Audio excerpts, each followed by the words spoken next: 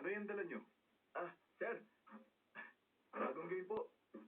Ito po ang bahay ni Oscar, di ba? Ha? May new version na nito? Kailan pa? Ilang days pa lang po, sir. Sa pagkakaalam ko nga, si Oscar pa lang ang meron nito sa Korea eh. Sir, nandiyan po ba si Oscar? Wala. Sa akin yun na lang iwan. Ha? Alam mo, hindi naman to bahay ni Oscar.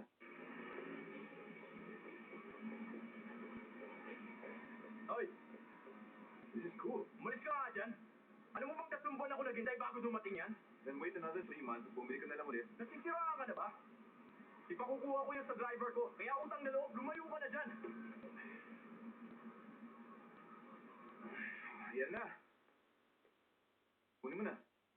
Basta, huwag kang magpapakita kay Archie. Bakit naman?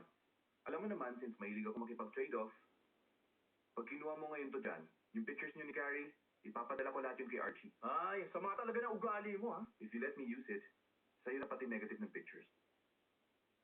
Talaga? Seryoso ka doon? Oo naman.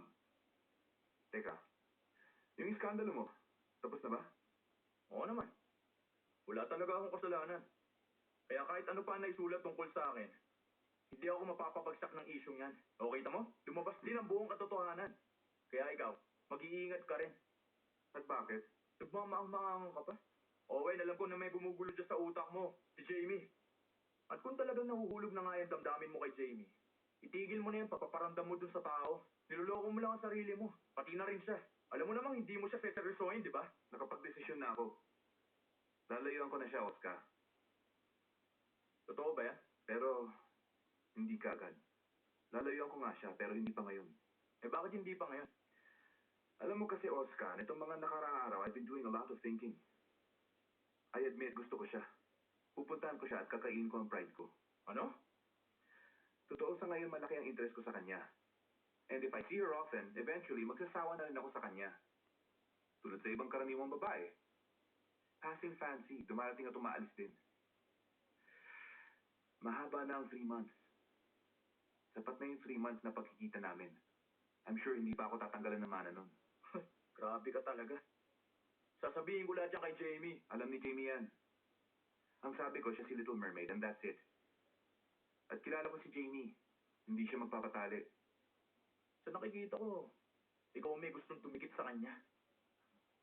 Talaga? Bakit?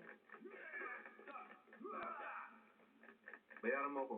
Para saan? Because I gained weight. Ano? Kasi bago tayo nagpalit ng katawan, maganda ang katawan ko at sexy ang abs ko.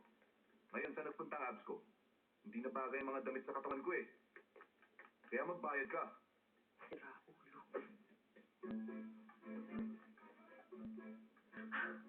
Sinampay mo to kung saan-saan. Ikaw nang gumamit. Bakit ka naman gagawin yun? Mukhang kasya naman sa'yo eh. Sira ka ba? At saka isa pa, hindi yata ako nagsuot nito, di ba? Ito ba? Nahalo lang yan. Anyway, sa'yo na to. Tsaka isa pa. Mas maayos to sa mga sinusuot mo.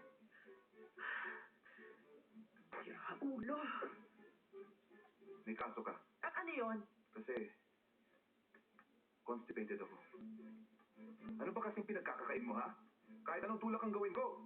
Ayaw! Baradong barado! So anong gagawin mo ngayon? Sigurado kang ako ang gumawa nun? Bakit? Gusto mo ipakita ko sa iyo yung problema?